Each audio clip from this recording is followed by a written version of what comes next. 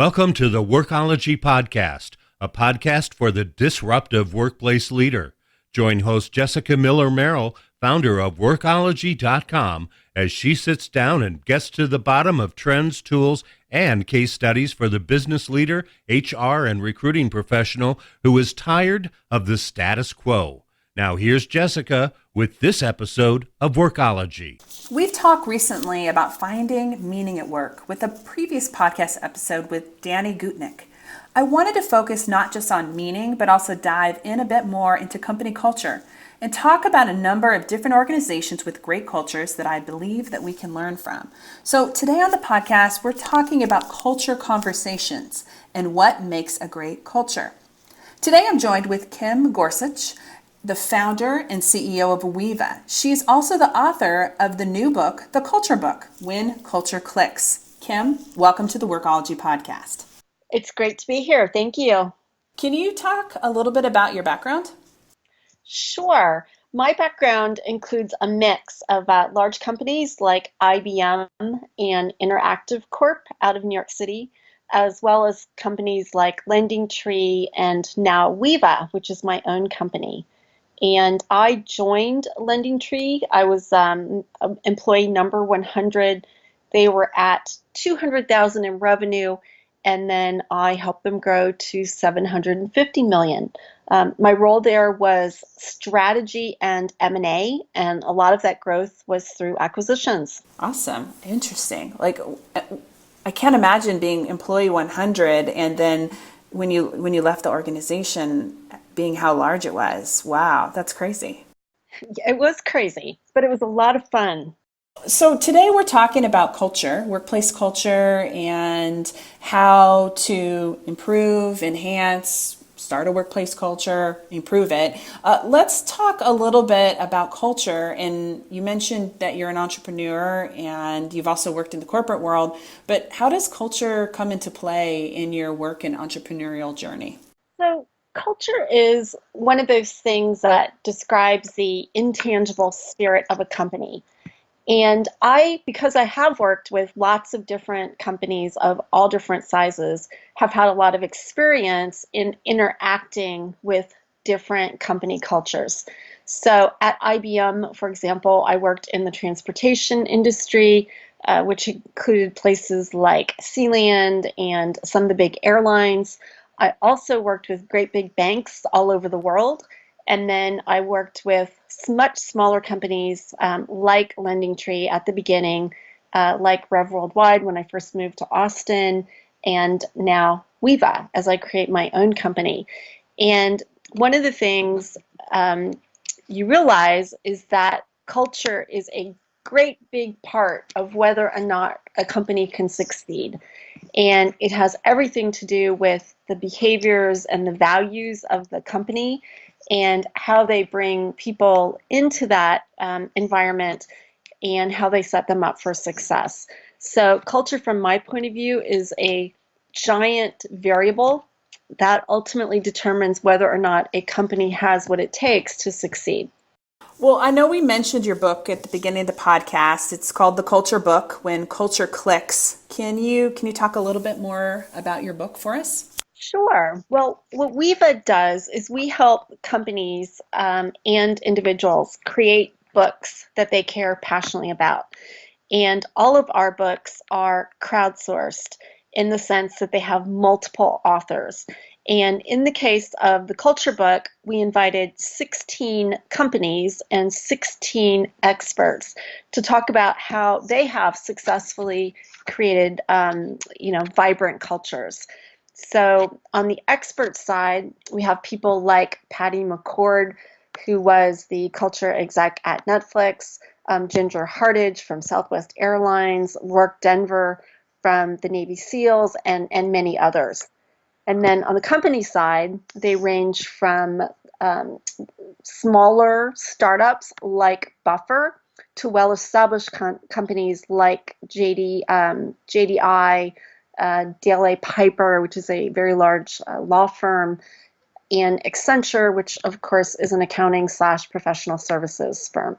So you have all these experts and you have all these organizations that are spotlighted in your culture book, I bet you spend a lot of time interviewing and researching and learning about all the companies in your book, not to mention your own personal experience on culture, and especially at Lending Tree and others, where you have a very small company become a very large company. What was one of your favorite or most interesting companies and their culture that you talked to in working on the book?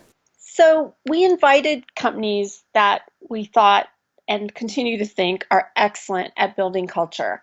So all of them are interesting and fascinating in their own way. One of the ones that I found the most intriguing is Buffer. And Buffer, for those of you who don't know, practices radical transparency. And so their whole company is designed to share information as broadly as possible. And that includes things like marketing experiments and whether or not they succeeded or failed, or salaries for everybody in the company, financial results for the company. And so that culture of sharing like everything is just so different from what I have experienced at most companies, that I found that among the most intriguing. Wow, I'm just trying to think about. It sounds great, right? Like you can fail, you can be successful. Financials of the organization, that's wonderful. But the salary thing, I feel like that would be a hard one, I think, for most organizations to grasp, or to be okay with openly sharing with all their employees. I agree with you, and I think a lot of companies would have a lot of trouble with that. But there's also beauty in that everybody can see what everybody else makes, and people have a sense that, okay, this is fair, right? Because they can see for themselves what the discrepancies might be. And I think also because it is transparent, it causes Buffer to make choices that maintain consistency and fairness over time. And I think that's pretty awesome, right? And could be one of the ways that lots of companies in the future start to solve things like pay discrepancies between genders or between different races. Yeah, absolutely. And it's Starbucks recently made a statement that said the wage gap is closed on their end. And I think when you look at a company like Buffer, it's all transparent. So you'll be able to see right away if there are any disparities or differences that exist. And you can start the conversation with leadership and say, hey, why is this way? What's going on here?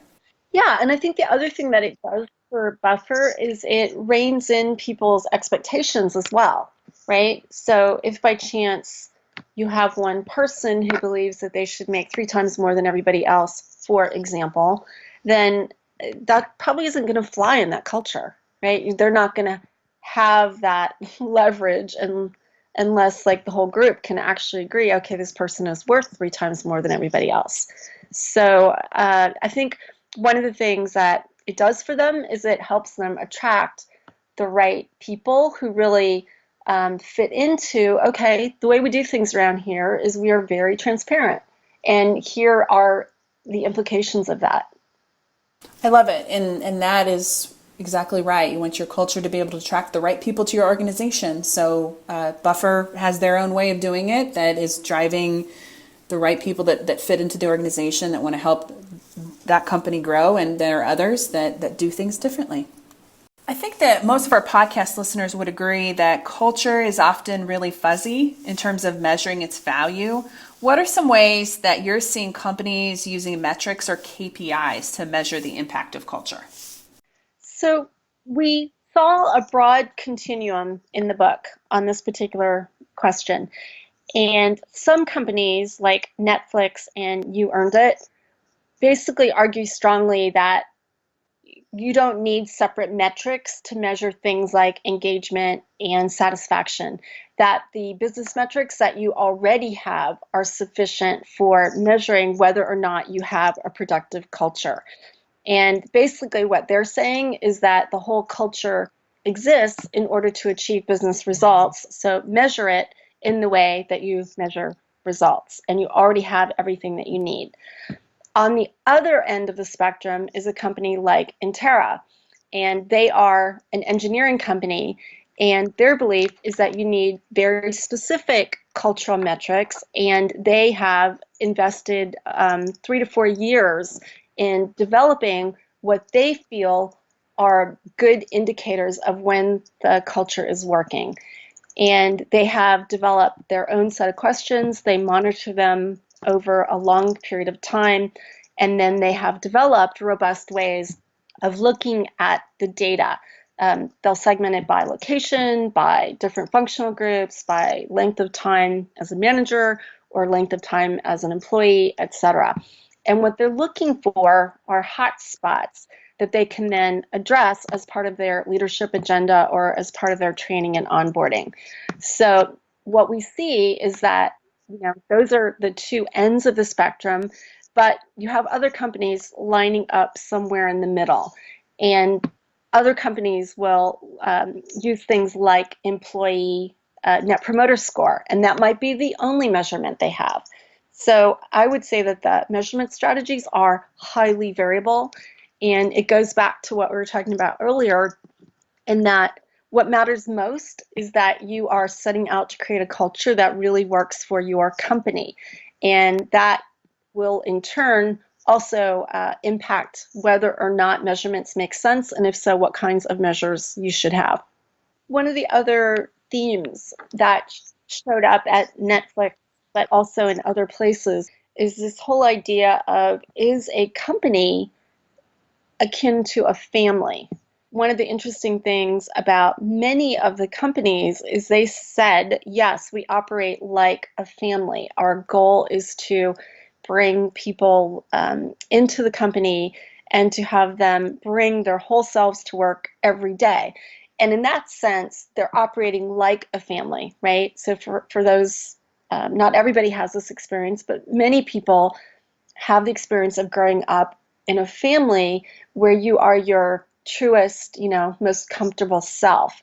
And we see quite a few companies trying to replicate that ability to bring, your whole self to work, and at the same time remain extremely professional, that we're operating a business here, and not something else. Netflix, on the other hand, would basically say, look, we're not a family, we are a team. We are way more like a professional soccer team or a professional basketball team.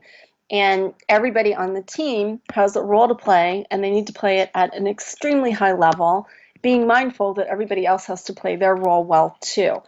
And I would say that, I just gave you like the continuum. So some people are operating as a high performance sports team, and other people are emulating families, and they both have their trade-offs. And I think that comes through very nicely in the book. It's interesting. It's varied, right? There's no secret sauce. There's no formula. It's an individual thing, which is why I think culture is so challenging for organizations, and for many so elusive.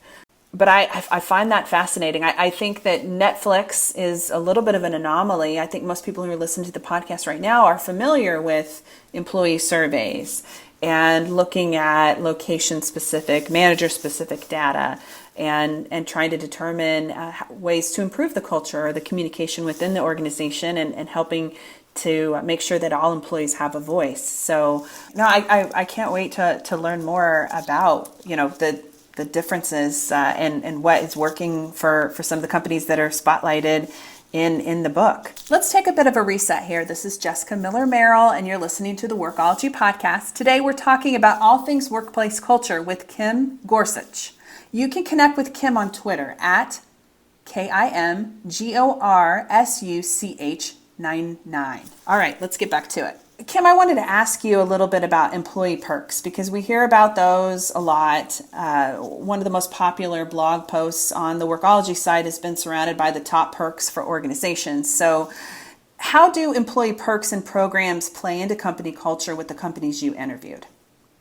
So again, it goes back to that idea of building a culture that is uniquely suited to your company. And most of the companies would give examples of things that are perfectly situated to them, right?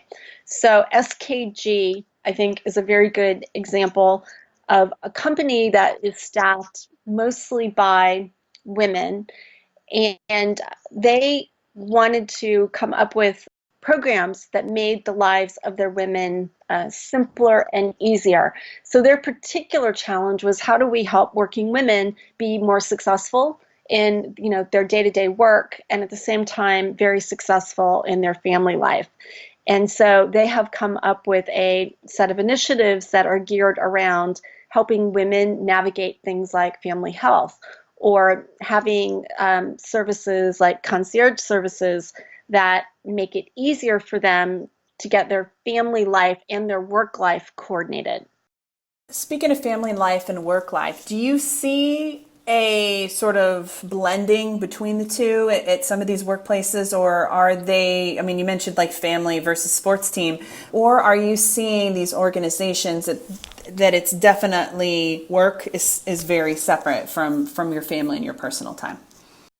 One of the things that I found fascinating is that companies that were really taking culture seriously were starting to train skills on the job that were impacting people's lives outside of work. And a really fantastic example of that is the whole idea of how to have constructive and candid conversations. And that skill of being both respectful and at the same time open and direct in what needs to be conveyed is a skill that multiple companies are training their employees on. And different employees basically talked about, well, we take that same skill and we use it in our work at home, in our families, and also in our communities. And so I think one of the major trends that we're about to see is that companies are teaching the skills, life skills, that people need to succeed as whole people. I would love to see more of that. And I did a talk recently on meditation and using it to reduce stress and kind of help stay centered. And I found a number of organizations that are teaching meditation in the workplace to help their employees both personally and professionally manage stress and just, the day-to-day life stuff. I think we're going to see a lot more of that meditation, NLP. I read a book recently that was published by an ex-Google employee called Search Inside Yourself. And basically, Google is training its employees on this method that integrates meditation, mindfulness, and other Eastern philosophies that help people work at a much higher level. And I think, Google's certainly on the vanguard of that, but we're going to see lots of companies migrating there. I was not surprised, but also surprised that there wasn't more study around this, but they were looking at meditation and mindfulness and trying to tie it to like lower health insurance claims and time off work and those sort of things. So it's there. And I do think that organizations that can train their employees how to handle stress or take time off of from work are going to have better performing and happier employees. Yeah. Well, let's talk about where people can pick up a copy of the book, because it is full of lots of great insights like we're talking about here and more. So where can people go? I know you're taking pre-orders right now, so where do people need to go to pick up a copy? So if they visit the website, gettheculturebook.com, they'll be able to learn more about the project and also order one or more copies. And we are offering volume discounts starting at around 10 for anyone who wanted more than one copy. I feel like this would be a great book to pick up for your leadership team and slide a copy on their desk, or maybe during your quarterly meeting retreat or something like that, to sort of generate discussion on, hey, how can we make our organization better and maybe think about culture a little bit differently? Yes, because I think one of the things the book does is it gives you frameworks for thinking about culture. So there are multiple experts who talk about how they diagnose a culture, how they evaluate it, what they're looking for, etc. And then we also pinpoint tools that various companies use that we think can be adapted to other companies. Awesome. Well, tell me a little bit more about Weava. I think this is interesting in that you're crowdsourcing a book, right, with experts on the subject of culture, but that's not all you guys do, right?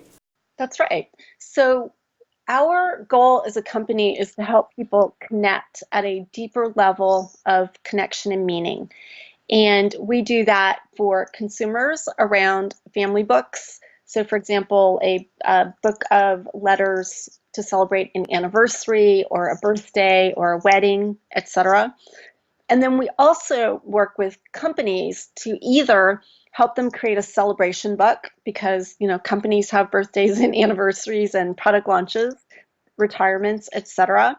So there are certain company life events that can be celebrated in a Weava book. And then we also help companies create beautiful corporate culture books. And the culture books are meant to illustrate the company, its values, its behaviors, its founding stories, its mission, its purpose, its milestones. And it's a pretty fantastic way to get employees to talk about, why am I at this company? What do I do here? What inspires me about this company?